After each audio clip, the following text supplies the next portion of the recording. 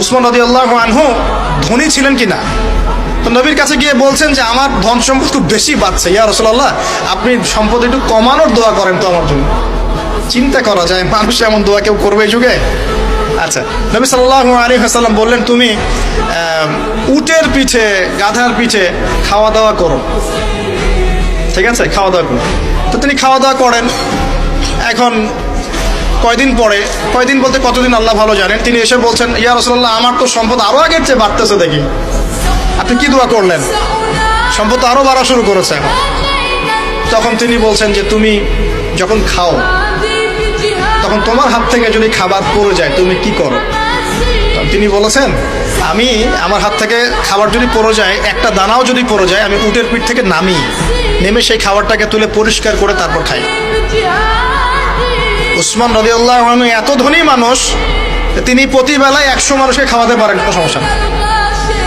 তিনি একাই তাবুকের যুদ্ধে 30,000 সৈন্যের দায়িত্ব নিয়েছেন। 30,000 সৈন্য 3 মাস যাবে, যাত্রা বিরতি করবে, খাবে দাবে, তাদের ঘোড়া অস্ত্রশস্ত্র সব দায়িত্ব একজন ব্যক্তি বহন করেছেন, উসমান রাদিয়াল্লাহু আনহু। কত বড় ধনী আপনি চিন্তা করেন। উনার মতো ধনী কোনো পররাষ্ট্রমন্ত্রীও নাই পৃথিবীতে এখন, কোনো বিশ্ব নেতাও নাই ওনার মতো ধনী, এখন কেউই নাই।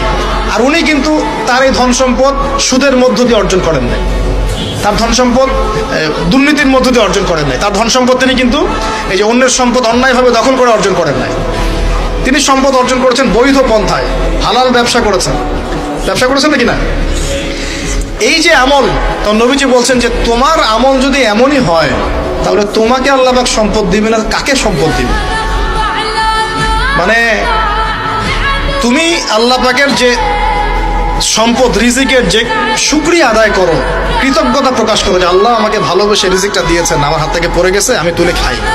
এই যে আল্লাহ পাকের নেয়ামতের প্রতি তোমার যে শ্রদ্ধা, যে সম্মান, এর শুকরিয়া স্বরূপে আল্লাহ পাক তোমাকে এরকম সচ্ছল বানাই দিচ্ছেন, আর তো কিছু করার নাই। তো উসমান রাদিয়াল্লাহু আনহুর মতো ধনী হতে কোনো সমস্যা আছে? তিনি কৃপণ ছিলেন না, তিনি আল্লাহ পাকের নেয়ামতের শুকরগুজার ছিলেন। ভুল ব্যাখ্যা নিবেন না, তিনি আল্লাহ পাকের নিয়ামতের শুকরগুজার ছিলেন। আমরা আল্লাহ পাকের নিয়ামতের শুকরিয়া আদায় করবো ইনশাআল্লাহ, এবং যা রিজিক আল্লাহ আমাদেরকে দিয়েছেন এতে সন্তুষ্ট থাকবো ইনশাআল্লাহ।